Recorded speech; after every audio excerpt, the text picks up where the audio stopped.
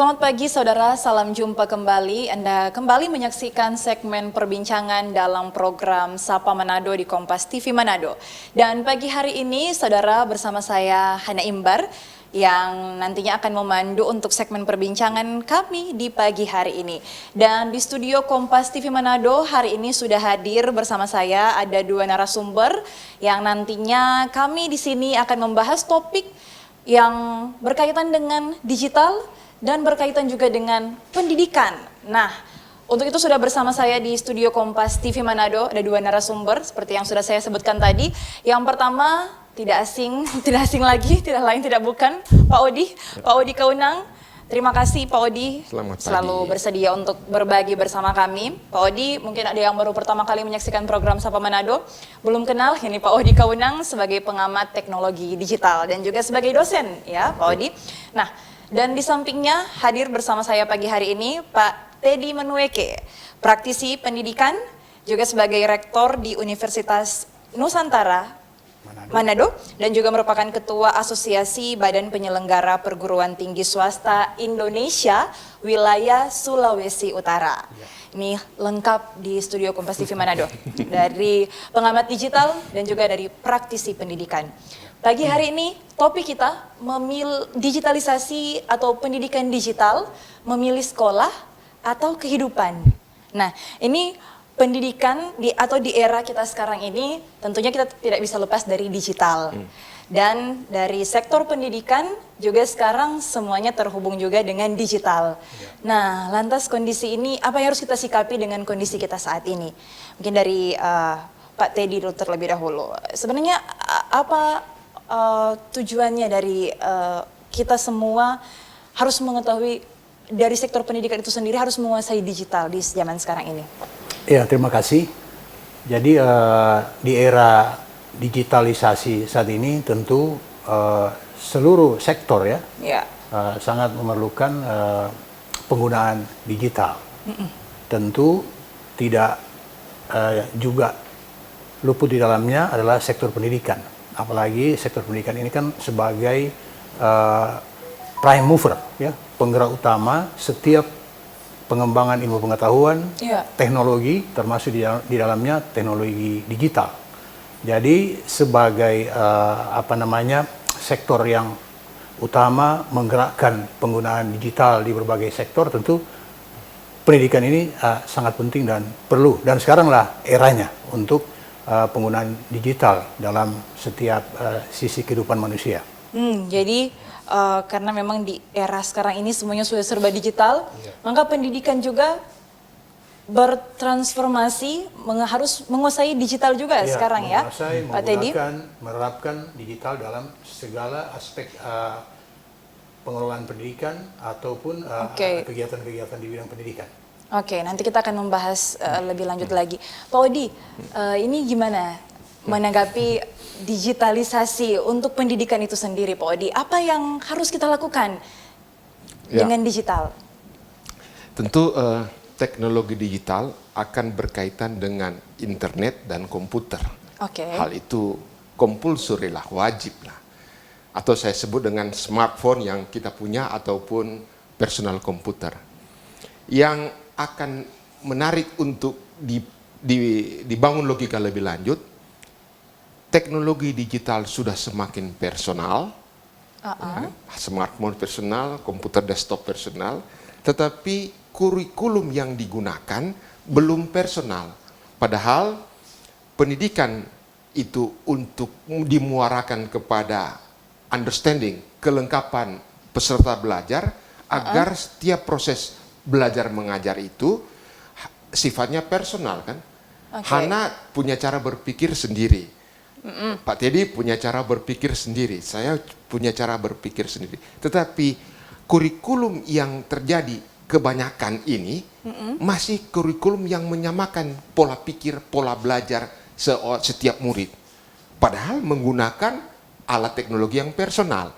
Inkonsistensi terhadap teknologi digital yang personal, tetapi kurikulum yang digunakan, cara belajar dan proses belajar masih masif. Ini kan sesuatu yang menurut saya perlu kita garis bawahi dan diskusikan kembali, karena Kalau tidak, bisa bermuara kepada seseorang itu hanya mendapat kulitnya, tetapi esensi daripada proses belajar mengajar itu tidak dilengkapi. Atau secara sederhana, makin hanya melengkapi dengan gelar, tetapi ability, kemampuan itu tidak paripurna. Padahal pekerjaan-pekerjaan seperti yang diantarkan tadi kan, semua pekerjaan sekarang sudah menggunakan berbasis digitalisasi. Sudah juga diantar tadi. Nah, digitalisasi itu menuntut kualitas, menuntut ability yang sempurna, bukan hanya persoalan saya bergelar, tetapi juga kompetensi, profesionalitas itu tidak semata-mata diukur dengan gelar, dengan ijazah. Kualitas seseorang itu harus bertus ability yang berorientasi kepada problem solver, outcome-nya itu bisa berdampak kepada banyak orang, dan sudah saatnya itu harus dipikirkan. Sehingga berelasi dengan judul tadi, apakah pendidikan digital itu memilih sekolah dan atau memilih kehidupan? Ini yang saya mau relasikan dengan judul diskusi pagi ini dan apa yang sudah diantar oleh Pak Teddy. Pak Teddy. Oke Pak Odi, menarik yang dikatakan Pak Odi tadi bahwa sekarang digital, smartphone, komputer serba sifatnya personal, tetapi kurikulum cara belajar itu bukan personal ya. Artinya Pak Odi, artinya sebenarnya kita itu harus belajar sesuai dengan apa yang kita mau atau cita-cita kita atau tujuan kita atau bagaimana Pak Odi? Ya, sebenarnya pemerintah juga dengan program Merdeka Belajar Kampus Merdeka yang kita bisa amati bahwa sudah mendorong bahwa belajar sesuai dengan minat peserta belajar. Dan itu yang tergambar di dalam banyak diskusi kan. Nah, kalau minatnya itu kan minat saya, minat Hanan, minat Pak Teddy kan beda-beda gitu kan. Sudah saatnya memang kurikulum juga beda-beda lah ya kan. Karena teknologi internet personal. Kalau di kamar sendiri masa harus pakai kurikulum kamarnya seseorang kan. Dan belajarnya itu 24 jam loh. Malam, siang kan seseorang itu kan nggak bisa dibedakan kalau dia di online. Nah, ada banyak pendekatan proses belajar mengajar ini yang belum tersosialisasi dengan paripurna. Apa yang sudah dilakukan pemerintah sudah baik, tetapi kita juga menuntut dan berharap itu terus diperlengkapi oleh semua stakeholder. Dan saya rasa tadi dengan praktisi pengalamannya dalam membina universitas dan mahasiswa itu perlu dibagi-bagikan lah supaya strategi pembelajaran itu bukan hanya berorientasi kepada gelar, tetapi kompetensi, ability, outcome. Betul, betul sekali. Nah, saya ke Pak Teddy. Pak Teddy, sebenarnya dari Kementerian Pendidikan Kebudayaan Riset Dikti sebenarnya sekarang ini sudah mulai bertransformasi ya untuk pendidikannya, seperti apa yang telah Pak Odi sampaikan tadi, bahwa sekarang lebih bebas lah kita untuk memilih pembelajaran, ada kampus merdeka dan lain sebagainya. Nah, namun praktiknya di lapangan Pak Teddy, apa tantangan yang ditemui sehingga belum bisa maksimal untuk mengimplementasikan hal tersebut? Iya, jadi sesungguhnya kan kita ini sekolah dalam rangka mengisi kualitas kehidupan kita kan, kira-kira seperti itu. Tadi kalau temanya milih sekolah atau kehidupan ya tentu frame besarnya kan adalah kehidupan. Namun untuk memiliki suatu kehidupan yang berkualitas tentu harus sumber daya manusia kita kan ditingkatkan. Saya setuju dan idealnya seperti itu, bahwa pendidikan itu kan sebenarnya berupaya untuk mendorong kemampuan dari setiap individu untuk berkembang. Betul. Nah, tadi sudah disentil bahwa kemampuan individu kan berbeda-beda, mungkin minat, bakat, tapi tidak bisa tapi sistem pendidikan agak general sekarang, itu tidak bisa dipungkiri juga karena masalah keterbatasan sumber daya. Kita kan sejak merdeka yang lalu pendidikan kita masih sangat rendah, jangankan pendidikan, buta aksara aja, buta huruf itu masih diupayakan yang lalu. Syukurlah sekarang sudah ada pendidikan, walaupun juga belum mencapai pendidikan 12 tahun, belum seperti itu, belum merata seperti itu. Tapi setidak-tidaknya kita sudah memiliki jenjang-jenjangan pendidikan tertentu yang bisa mengupayakan supaya setiap individu manusia ini bisa berkembang. Cuma itu tadi, karena sumber daya yang terbatas, sehingga sistem pendidikan kita ini kan banyak yang keseragaman. Keseragaman ini kan bentuk juga dari bukan saya bilang ketidakmampuan, bentuk dari keterbatasan fasilitas yang dimiliki. Ya. Jadi misalnya satu kelas itu kan, kalau satu guru mengajar satu orang kan paling bagus, tapi kan belum mampu seperti itu. Jadi satu kelas itu 40 orang, kalau di kampus mungkin sampai 50-an orang dengan kurikulum yang sama, ya, dengan penyusunan materi-materi konten dalam setiap kurikulum itu sama, ya. Nah, tadi sudah disentil Kampus Merdeka. Itu salah satu juga upaya pemerintah untuk memberikan kesempatan kepada setiap individu bisa mengembangkan bakat, minat, potensi dirinya, ya, secara spesifik dan ditunjang oleh sistem belajar yang agak terbuka itu, ya, agak terbuka. Sudah bisa lah menggunakan teknologi digital atau smartphone tadi, cuman masih terbatas juga pada ketentuan-ketentuan umum. Jadi dalam kurikulum itu kan ada kurikulum istilahnya wajib, ya, ada pilihan, ada yang sekarang yang kurikulum Merdeka kan di perguruan tinggi itu dalam 8 semester, 3 semester kita bisa belajar di luar dari mata kuliah, di luar dari program studi, bahkan di luar dari kampus kita. Itu salah satu bentuk untuk mengarah kepada kemampuan individu. Nah, program Kampus Merdeka ini mendorong setiap individu untuk mengembangkan bakat dan minatnya. Baik Pak Teddy, sebenarnya salah satu upaya yang dilakukan pemerintah tersebut ya upaya yang baik yang bisa mempercepat kualitas juga seseorang untuk bisa dapat mempergunakan digital sehingga kualitasnya juga dapat lebih baik dalam mempergunakan di tengah-tengah digitalisasi saat ini. Tetapi jika nanti Pak Odi sistem ini berubah, kurikulumnya diganti dan lain sebagainya, apa lagi yang akan terjadi? Jadi artinya harus ada sesuatu yang kita bisa katakan pastilah yang kita pelajari supaya memang tidak berubah-berubah ini. Nah, ini harus kita diskusikan lagi, namun nanti di segmen kedua, Pak Odi dan Pak Teddy. Dan saudara jangan dulu kemana-mana, kami akan kembali usai jeda, tetaplah bersama kami.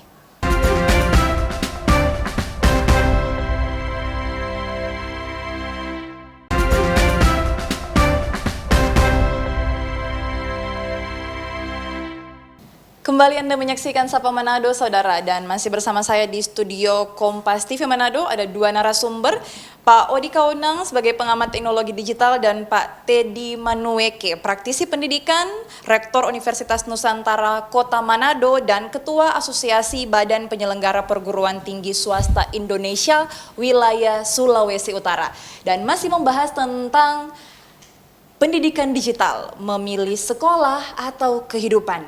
Pak Odi, Pak Teddy, judulnya menarik sekali. Tentunya digital ini akan terus ada, bahkan terus bertransformasi dan tidak akan pernah lepas dari setiap aspek kehidupan kita.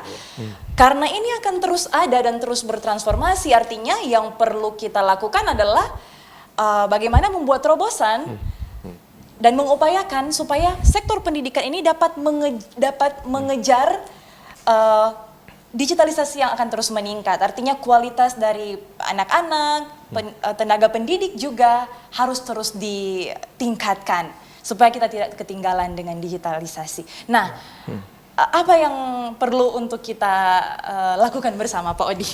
Ya tentu saya mungkin dari sisi teknologi lah, nanti Pak Teddy dari sisi bagaimana strategi dan manajemen ya. Dari sisi teknologi yang perlu kita antisipasi mau tak mau dengan teknologi terkini dengan AI. Karena kita kan nggak bisa lepas lagi dengan artificial intelligence yang sudah tertanam di handphone kita, di PC kita dan di aplikasi digital lainnya. Dengan kata lain apa yang saya mau katakan bahwa kurikulum pun di sisi pendidikan dasar, pendidikan menengah dan malah di pendidikan tinggi harus seyogianya mengakomodasi state of the art daripada AI ini. Nah, hanya saja pada akhirnya teknologi ini bukan untuk mengabdi kepada perkembangan teknologi itu semata. Muaranya tetap kepada bagaimana memperlengkapi manusia sebagai subjek sekaligus objek. Karena teknologi sebagai alat. Sebagai alat. Nah, untuk alat ini lebih efektif dalam upaya membantu proses belajar mengajar, memang timbul pemikiran dan perlu ada terobosan baru di sisi pedagogi yang saya sebut pedagogi online. Yang saya sebut pedagogi darat atau pedagogi udara. Pedagogi udara itu yang disebut dengan pedagogi online lah ya. Sebab kita kan menggunakan teknologi online masif sekarang. Lah, pedagogi cara belajarnya darat. Ya kan, ini timbul perlu ada dipikirkan bersama karena anak-anak kita akrab dengan teknologi digital, tetapi cara belajar, proses membantu asistensi dalam mengenal perkembangan teknologi ini masih sangat instruksional. Bukan pendekatan bagaimana menggali minat berdasarkan kemampuannya. Ada banyak teori belajar mengajar yang ada, tetapi perlu dipikirkan ada pedagogi online yang akan berelasi dengan kurikulum personal itu. Di sini saya bukan mendikotomi mana yang lebih baik, kurikulum personal atau kurikulum masif. Dua-dua baik. Tetapi kita harus matching terhadap situasi, kondisi anak dan lingkungan di mana belajar. Masa kita belajar online pakai cara belajar darat? Contohnya seperti cara belajar darat kan jadwal pertemuan kelas lah. Di ruangan A dari jam sekian sampai jam sekian. Lah kali udara kan nggak ada jamnya, dia setiap saat yang ada batasannya. Itu antara lain ciri-ciri cara mendekati tata kelola pembelajaran udara. Nah, manajemen ini, strategi ini bagusnya kita dengar dari praktisi. Ya, tapi kalau teknologi sudah sangat personal, sangat online, sehingga timbul pemikiran baru, perlu ada pedagogi digital, pedagogi online.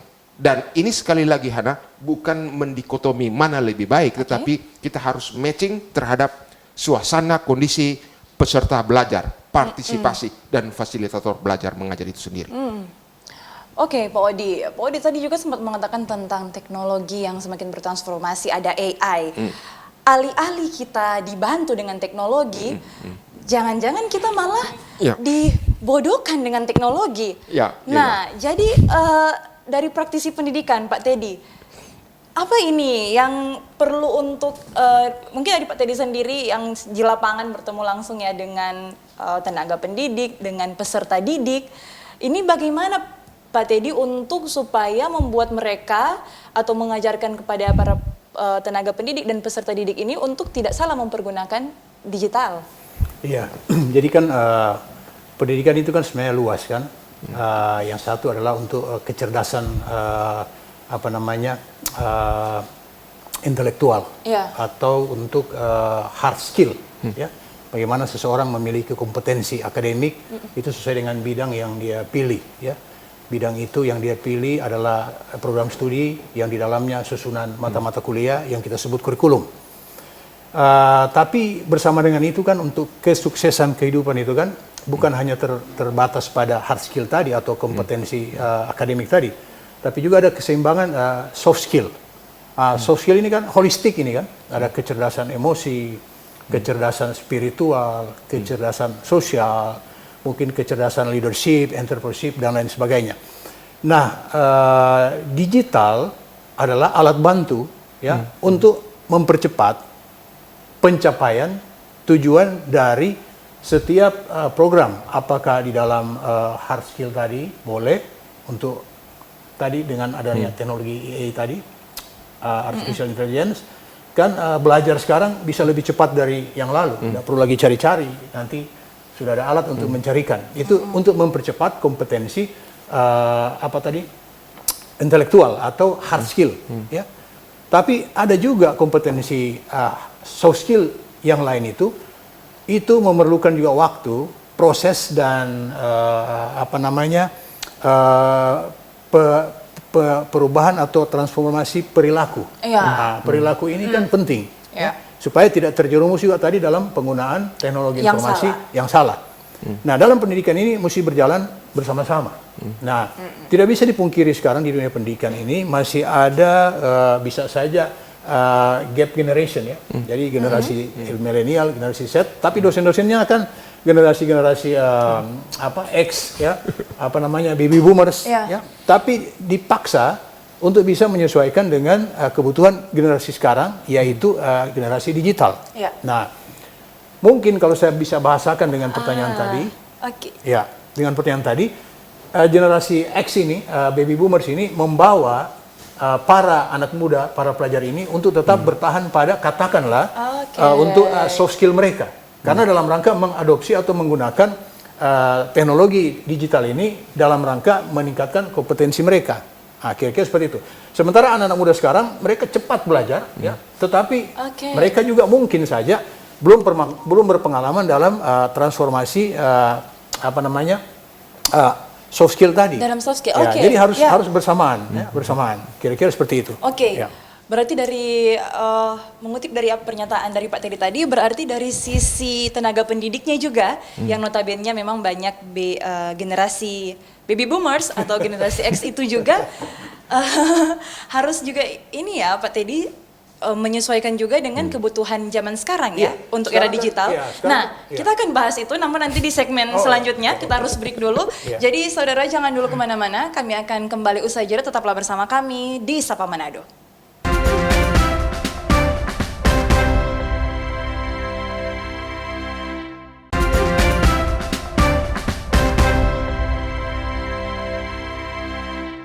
Terima kasih saudara, Anda masih menyaksikan Sapa Manado dan kita sudah tiba di segmen akhir dari perbincangan di pagi hari ini yang membahas tentang pendidikan digital, memilih sekolah atau kehidupan. Dan tentunya narasumber saya pagi hari ini masih ada di studio Kompas TV Manado, Pak Odi Kaunang dan Pak Teddy Manueke. Pak Teddy, tadi kita sempat terputus pembicaraannya. Lantas dari sisi tenaga pendidik juga harus menyesuaikan. Yang notabene memang banyak baby boomers, generasi X yang harus menyesuaikan juga dengan perkembangan digitalisasi saat ini. Nah, seperti apa upaya yang telah dilakukan? Ya, jadi kan era sekarang kan sebenarnya era yang unik ya.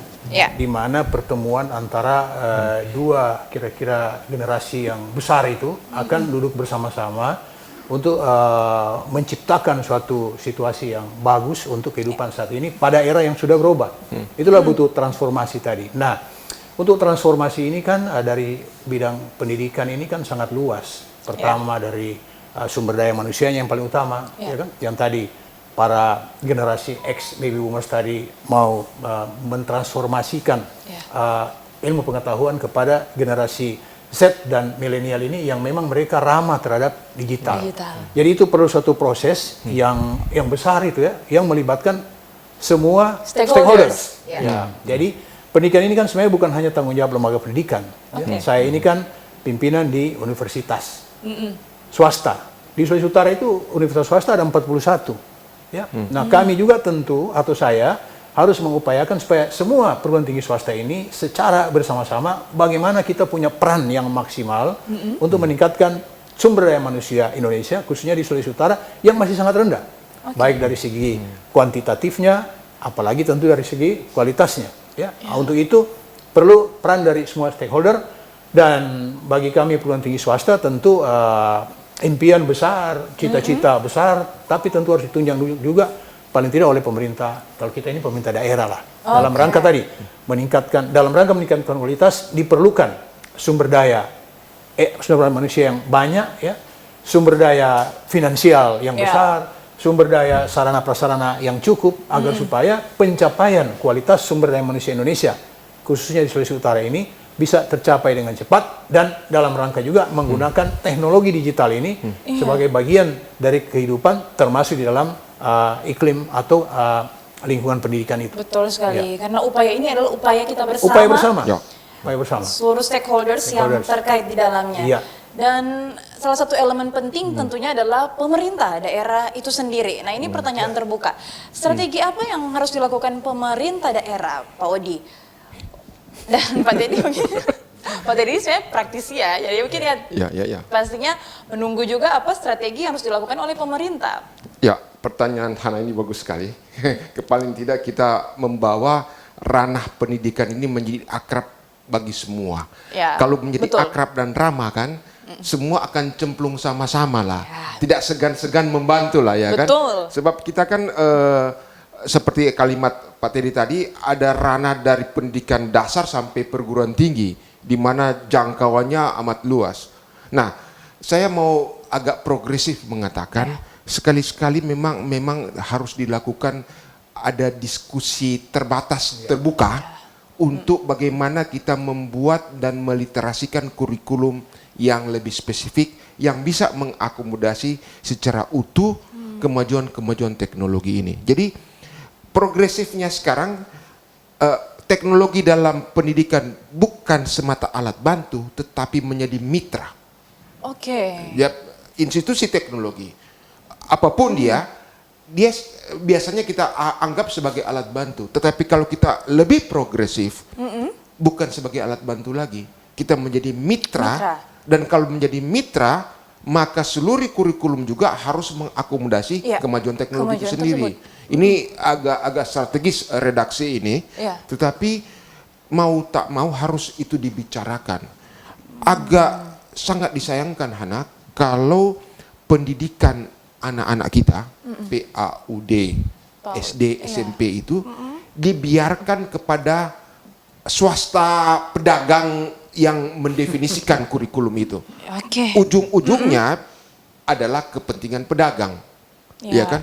Artinya saya agak progresif mengatakan saya jualan smartphone, saya jualan komputer semata-mata untuk mendefinisikan itulah pendidikan digital bagi anak-anak kita. Ini kan sesuatu yang perlu di-restrategikan kembali kan, bahwa anak-anak bukan objek pembelian alat, tetapi teknologi itu sebagai mitra untuk kelengkapan bagaimana mendidik, bagaimana memperlengkapi. Kalau mitra berarti juga orang tua, teman-teman masyarakat sekitar turut berpengapa bagaimana mendefinisikan kurikulum digital bagi anak-anak kita.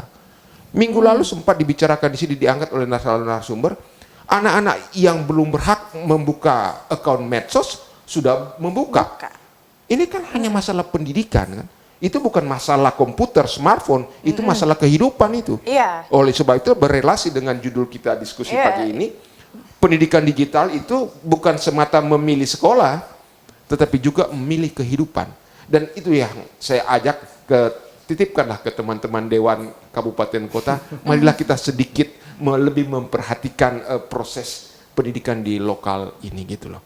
Tentu apa yang sudah dibuat sudah bagus, tapi marilah kita tambah gas bersama lah gitu kan.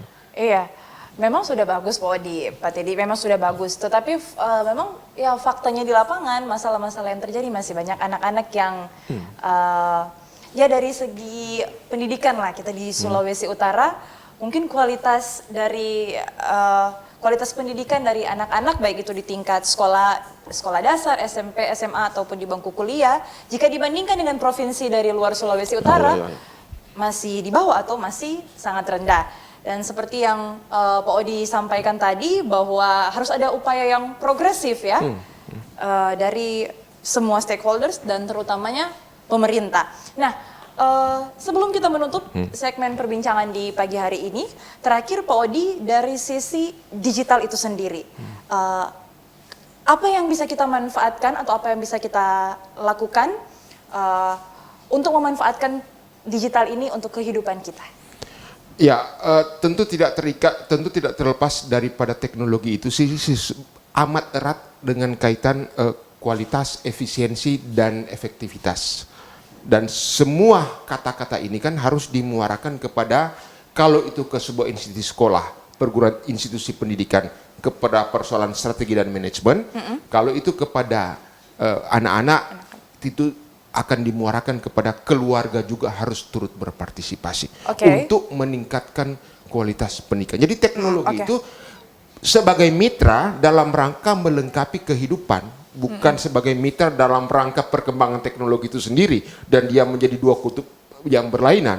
Teknologi sebagai mitra dalam rangka kelengkapan pembangunan sumber daya manusia. Dan saya rasa Pak Teddy cocok juga ya dengan kita akan hadapi Hari Pendidikan Nasional, Hana. Ini baru sayang kali saya titipkan kepada Hana dan teman-teman pers untuk juga menotifikasi untuk sekiranya membuat navigasi baru dalam soal pendidikan digital di anak-anak SD, SMP yang amat rentang terhadap objek konsumerisme dan pemberdayaan yang tidak tepat. Baik. Ya, luar biasa Pak Odi. Nah, terakhir ke Pak Teddy sebelum kita menutup karena waktu kita ternyata sudah habis. Pak Teddy sebagai praktisi pendidikan, lantas harapannya apa Pak Teddy untuk anak-anak didik bahkan juga rekan-rekan tenaga pendidik agar bisa menghadapi era digitalisasi ini? Ya, jadi sekaligus juga tadi dalam rangka Hari Pendidikan Nasional, kita jadikanlah ini sebagai sebuah momentum ya, tahapan baru untuk kalau tema kita itu menyemarakan Merdeka Belajar secara bersama-sama, itu kan Merdeka Belajar sudah termaktub di dalamnya itu digitalisasi ada di situ. Jadi gimana kita sebagai masyarakat ya, kami dari lembaga pendidikan juga pemerintah dan seluruh stakeholders, marilah kita secara bersama-sama ya, membangun apa yang disebut dengan learning society.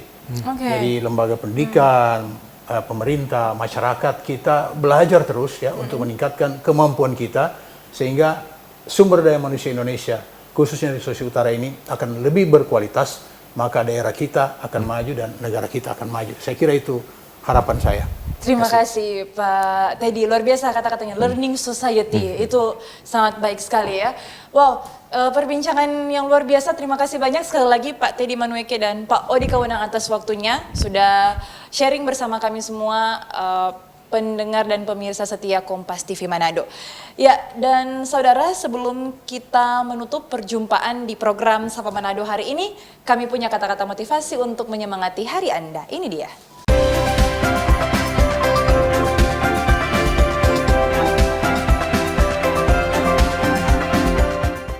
Ya, demikian tadi kata-kata motivasi untuk Anda, saudara, kiranya memberikan inspirasi dan semangat untuk menjalankan aktivitas di hari ini. Dan akhirnya mewakili seluruh kerabat kerja yang bertugas, saya Hana Imbar pamit undur diri dan terus saksikan program Sapa Manado setiap hari Senin, Rabu, dan Jumat pukul 6.30 WITA tentunya hanya di Kompas TV Independen terpercaya. Selamat pagi, selamat beraktivitas, dan sampai jumpa.